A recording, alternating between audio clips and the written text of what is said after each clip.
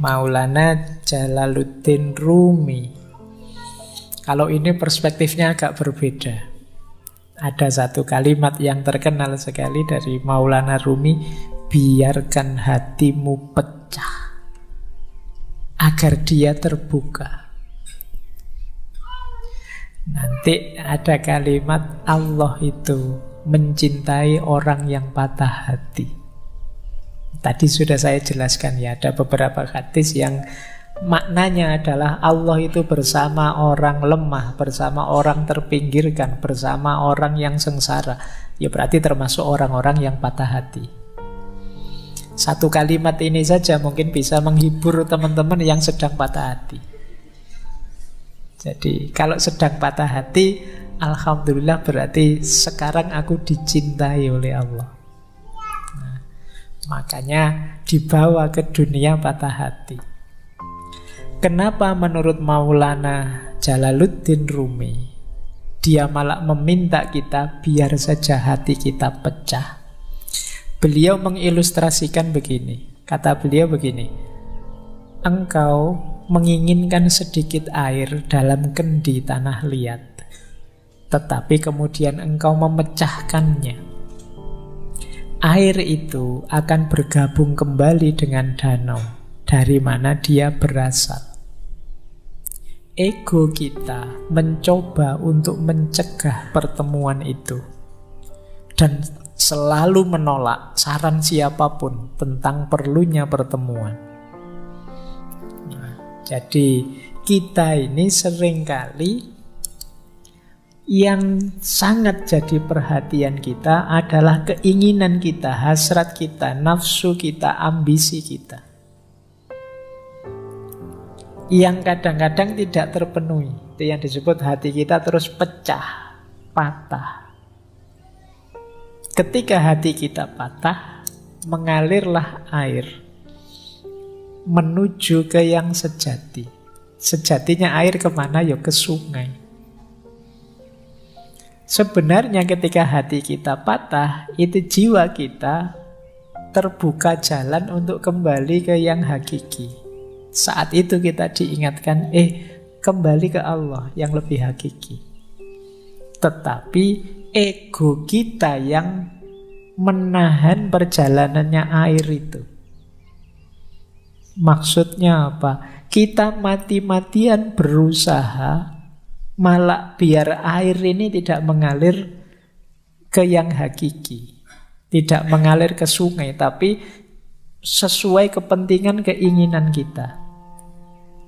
Ketika kita kecewa, misalnya patah hati ditinggal pasangan kita, itu kan kita justru energi paling besar yang kita lakukan adalah gimana caranya agar bisa balik kembali. Kita lupa bahwa ada proses yang lebih ideal, yaitu kembali kepada Allah. Nah, kata Maulana Rumi, tujuan utama latihan-latihan spiritual dalam tradisi manapun, baik timur maupun barat, adalah untuk memungkinkan kita mengatasi keberatan yang diajukan oleh ego, sehingga kita dapat melanjutkan perjalanan kita ke samudra persatuan. Jadi ketika kita belajar tasawuf, melatih batin, suluk lewat para mursyid, lewat tradisi-tradisi tirakat dan lain sebagainya, itu sebenarnya melatih ego kita. Wahai ego, jangan ke sana. Ada jalan yang lebih hakiki, yaitu ke ranah ilahiyah. Nah, jadi ilustrasi dari Maulana Rumi itu, perjalanan batin kita itu seperti air dalam kendi. Air dalam kendi itu kan tujuannya untuk kita minum. Kita minum itu berarti untuk memenuhi keinginan kita. Ketika kita patah hati, seperti kendi yang pecah. Berarti apa? Yang semula untuk memenuhi keinginan kita sekarang keluar, mengalir. Mengalir ini sebenarnya baik. Kenapa? Dia akan mengalir bersatu dengan aslinya, tempat asalnya, yaitu sungai. Tapi kita yang sudah terlanjur punya nafsu untuk minum, ini ego. Biasanya mati-matian gimana caranya air ini tidak mengalir ke sungai, tapi memenuhi kehausan kita. Nah, dari situlah kemudian kata Maulana Rumi, ketika orang belajar olah batin lewat tasawuf, mistik, dan lain sebagainya, itu tujuannya dalam rangka orang sadar, ini air ini mengalir ke sana, jangan dihalangi. Ikhlaskan. Ini namanya melatih ego tadi. Jadi maka biarkan hatimu pecah. Berarti sekarang saatnya kamu kembali ke ranah ilahiyah. Justru sekarang terbuka jalan. Kalau hatimu tidak pecah, ya kamu tetap akan memanjakan nafsu, hasrat, ambisi duniawimu. Kalau hatimu tidak pecah, ya kamu lupa bahwa aslinya air itu bergabung ke sungai. Jadi inilah salah satu ilustrasi dari Maulana Jalaluddin Rumi. Makanya beliau bilang, biarkan hatimu pecah agar dia terbuka. Kalau tidak pecah-pecah, tidak terbuka-terbuka, kamu masih asyik dengan duniamu, memenuhi hasrat ambisimu. Begitu pecah, sekarang kamu sadar dengan yang lebih sejati. Inilah ilustrasi dari patah hati. Jadi patah hati itu penting ternyata untuk menyadarkan kita bahwa dalam hidup ini ada yang lebih hakiki dan perjalanan kita menuju ke sana. Baik, kita lanjutkan. Nah, dilanjutkan ya. Luka adalah jalan cahaya yang memasuki jiwa. Jadi ketika hati kita luka, hati kita patah, justru lewat luka dan patahan itulah cahaya bisa masuk. Ini melanjutkan yang tadi. Kalau hatimu tidak luka dan tidak patah, mungkin kamu tidak sadar. Kenapa tidak sadar? Karena cahaya tidak bisa masuk. Itu mengapa Allah itu dekat dengan orang-orang yang hatinya patah, hatinya luka, menghadapi penderitaan hidup. Karena berarti di situ ada rekahan yang cahaya bisa masuk. Makanya para sufi terus punya rumus ya, kalau dalam penderitaan kita bersyukur. Alhamdulillah masih diingatkan oleh Allah bahwa yang hakiki adalah perjalanan menuju Dia. Nah, itu ada ilustrasi menarik. Terimalah situasimu tanpa menghakimi.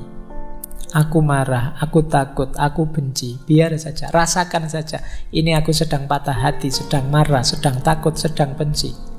Kalau sudah kamu sadari, kamu terima apa? Lalu hadirkan Dia untuk menemanimu.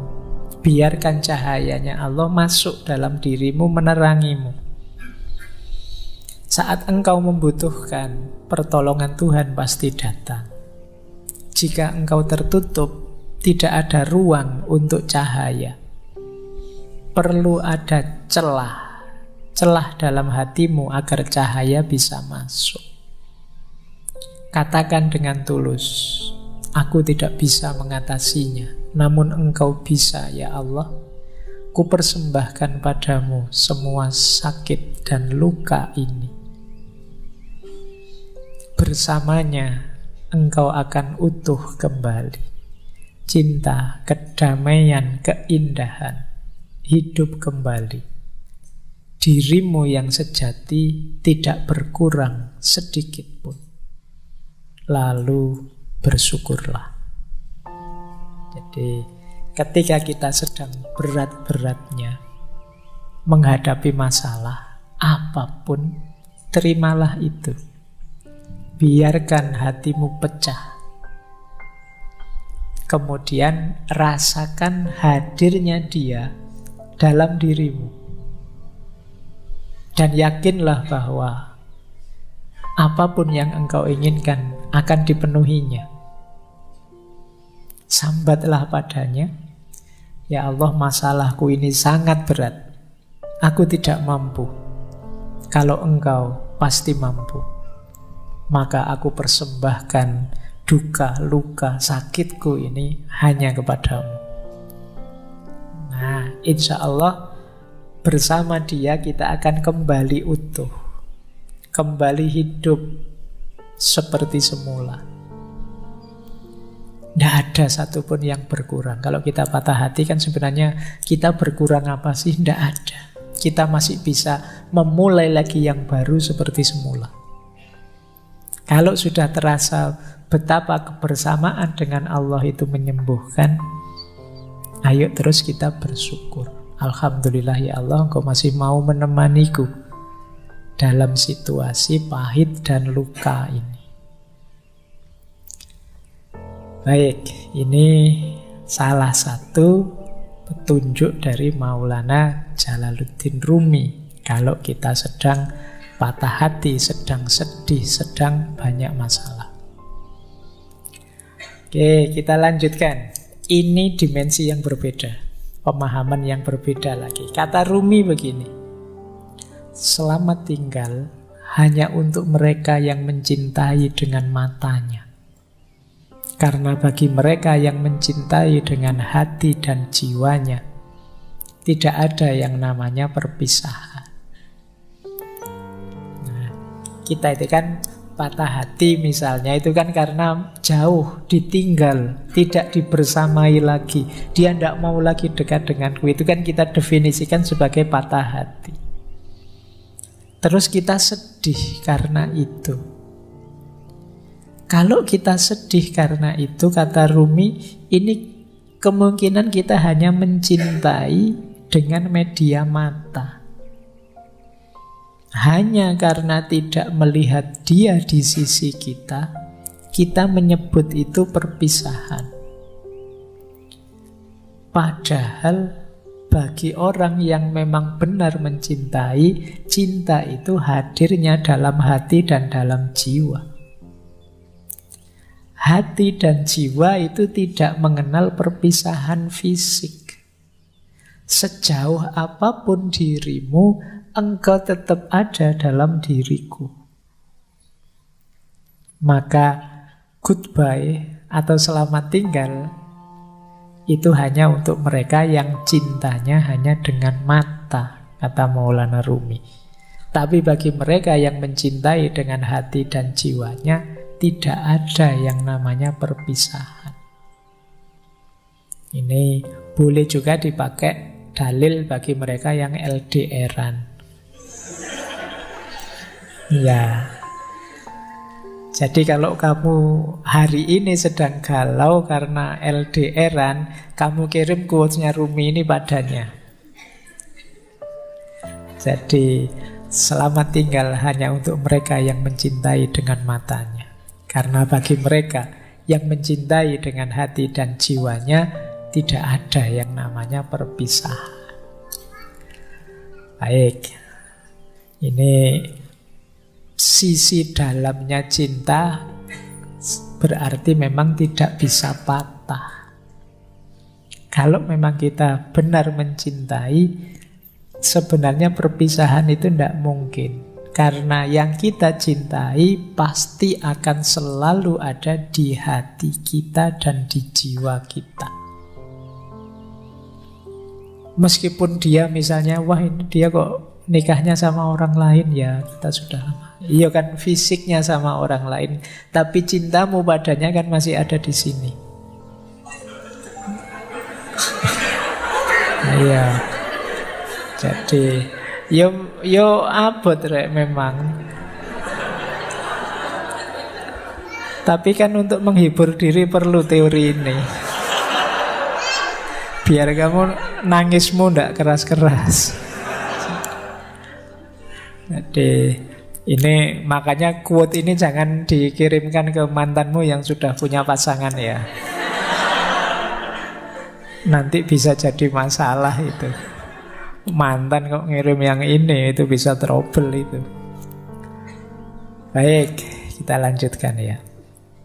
Ini salah satu pendapatnya Maulana Rumi. Ini menarik kalimat ini. Biarlah sang pecinta menjadi tercela, menjadi gila, menjadi linglung. Orang yang sadar akan khawatir tentang hal-hal buruk. Biarlah sang pecinta saja. Ini sebenarnya ingin bilang, orang itu kalau memang benar mencintai, dia tidak akan peduli. Dianggap tercela, dianggap gila, dianggap linglung.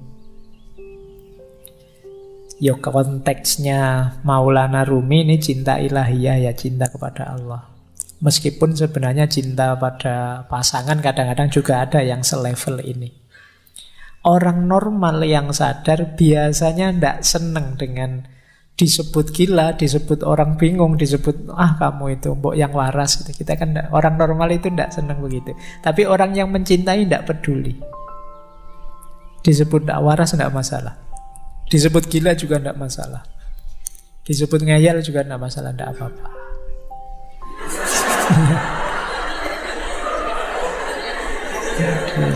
Iya. Oke. Baik. Iya. Itu. Oke ya. Yang kesenggol langsung bunyi. Nah, baik, kita lanjutkan. Jadi tidak masalah bagi orang yang mencintai. Biarlah sang pecinta saja.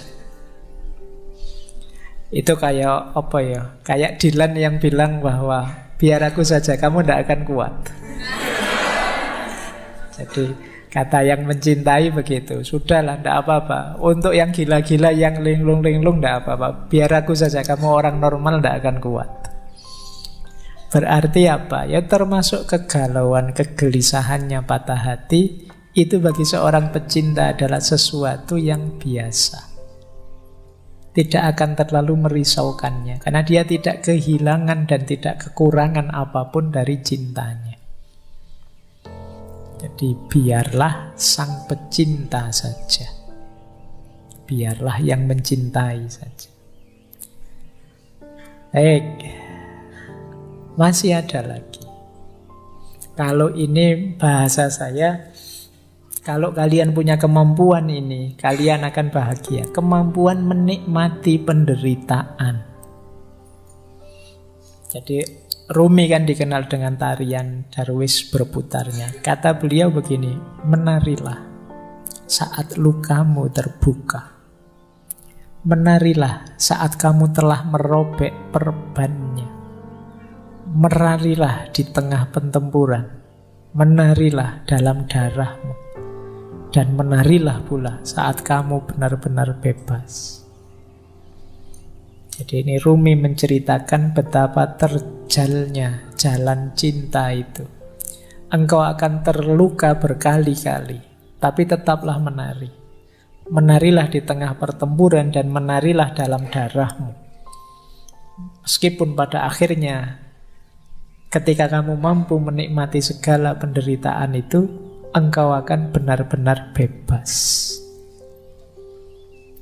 Jadi, ini diilustrasikan ketika Rumi itu kan pertama kali melakukan tarian yang masyhur sekali. Darwis berputar itu kan ketika beliau sedang sedih, sedang galau, ditinggal gurunya, Syekh Samsuddin At-Tabrisi. Ketika beliau sedang ada di sebuah tempatnya pandai besi, mendengarkan besi yang ditempa, diiringi oleh kesedihannya, akhirnya tubuhnya bergerak sendiri. Itu bisa kamu bilang bergerak dalam kesedihan. Tapi kesedihan ini dibawa menari dan dibawa naik menghadap Allah. Maka di antara rumusnya kalian menghadapi kesedihan, menghadapi patah hati itu, kalian akan sangat tangguh kalau bisa sampai di level bisa menikmati kesedihan. Bisa menikmati kegalauan.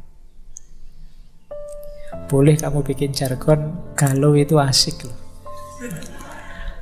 Sedih itu menarik. Banyak karya-karya besar lahir karena kesedihan, karena kegalauan. Sering saya bilang, energinya orang sedih, energinya orang patah hati itu luar biasa. Tinggal kamu mampu atau tidak menikmati dan mengelolanya. Jadi kayak kalian waktu jatuh cinta itu kan energinya juga besar. Tinggal mampu atau tidak kalian mengelolanya. Misalnya orang jatuh cinta itu tiba-tiba jadi puitis, dikit-dikit nulis puisi. Mbok ya sekalian nulis buku puisi. Lumayan, mumpung kepalamu sedang meledak-ledak, menyala-nyala dengan cinta. Terjemahkan itu dalam kreativitas. Orang jatuh cinta misalnya, itu semangat-semangatnya melayani, membahagiakan yang dicintai. Mbok yo yang dicintai itu mengarahkannya untuk yang produktif, kreatif. Kalau kamu cinta padaku, ayolah kamu lulus semester 7. Kalau kamu cinta padaku, loh ini kan energinya jadi luar biasa. Diarahkan ke yang positif, kreatif gitu loh. Jangan hanya minta yang kecil-kecil, yang sepele-sepele. Kalau cinta padaku, mau neraktir aku, ndak sepele itu. Mintalah yang lebih monumental. Jadi itu yang saya maksud energinya. Karena biasanya ketika yang meminta yang dia cintai, itu dia bisa tenaganya berkali-kali lipat, kecerdasannya meningkat berkali-kali lipat, hanya karena ingin membahagiakan yang dicintai. Maka seperti yang disampaikan oleh Rumi ini, menarilah saat lukamu terbuka, menarilah saat kamu merobek perban, menarilah di tengah pertempuran, menarilah dalam darahmu, menarilah pula saat engkau benar-benar bebas. Pada puncaknya cinta akan membuatmu bebas. Yang paling jelas ya bebas dari belenggu ego dirimu sendiri. Orang mencintai itu kan ketika orang yang bisa menaklukkan dirinya sendiri. Baik, saya lanjutkan. Nah, Maulana Rumi juga pesan pada kita, rasa sakit yang kamu rasakan ini adalah membawa pesan. Dengarkan mereka. Jadi ini latihanlah mendengarkan lukamu sendiri. Latihanlah memahami pesan yang dibawa oleh kesedihan dan dukamu. Maka jangan terlalu hanyut emosional oleh pengalaman pahit yang kamu miliki, tapi coba dengarkan ada pesan apa, ada hikmah apa yang bisa kamu raih. Yo karena yang pesan ini Maulana Rumi, yo berarti perhatikan dia memberitahumu apa dalam rangka meningkatkan kedekatanmu kepada Allah, dalam rangka menghidupkan cintamu kepada Allah.